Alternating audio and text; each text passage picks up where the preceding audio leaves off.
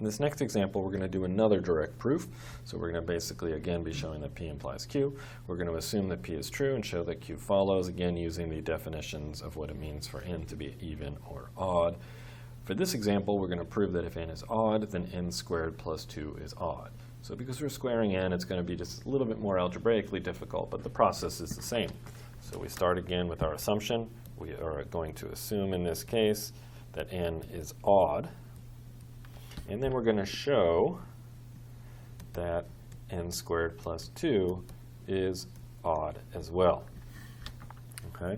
So we begin with our algebraic representations. If n is odd, then n must be some 2k plus 1 for some k, but we don't generally always have to write that. If we want it to be complete, we would say for some k. And over here, we know that n squared plus 2 must also be odd, but again, we can't use 2k plus 1 because there's no way that n squared plus 2 and n are going to be equal to the same exact number. So we're just going to use 2l plus 1. You don't have to use l. You could use m, whatever you prefer. We'll just stick to these letters, but feel free to choose whatever variable you want. OK, so we're going to go about this the same way. We know that n equals 2k plus 1, but we're going to try to now construct n squared plus 2. So if n equals 2k plus 1, then n squared plus 2 will be that quantity, 2k plus 1 squared plus 2. There's very little algebra in this course, but this is one of those places where we do have some.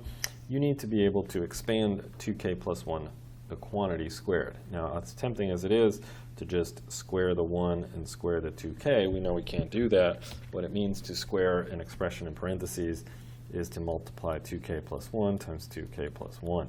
And if you were to use FOIL method or the distributive property, you would end up with 4k squared plus 4k plus 1. Put that together with the plus 2 that you already had here that comes down. And here's where we are with n squared plus 2. If you need to work this out and need some practice there, I would just pause the video, go do that off to the side, and come back. Make sure you've got the same answer I do. OK, now at this point, it looks like we have an expression. It's not exactly sure what to do. Our temptation would probably be to just add the plus 1 and plus 2 because they're like terms. And this is a case where we might have to resist all those years of algebra we've studied that tell us to do that sort of automatically and remind ourselves what the goal is.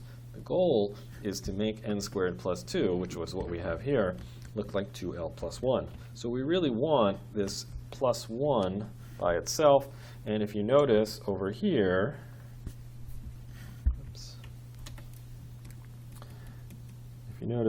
we have a plus 1 sitting right here. So rather than combine the plus 1 and plus 2 as we might be tempted to, what we should really do is just rearrange things. 4k squared plus 4k plus 2 plus 1. My erasing made this a little bit complicated to read, but I think we're all OK now.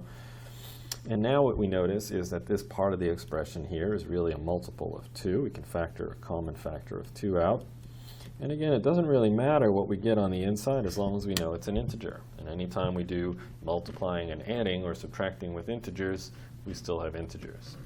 So in a case like this, we know that whatever in the parentheses is really just another integer, which means that this n squared plus 2 is really the equivalent of 2l plus 1, which therefore means that n squared plus 2 is in fact odd.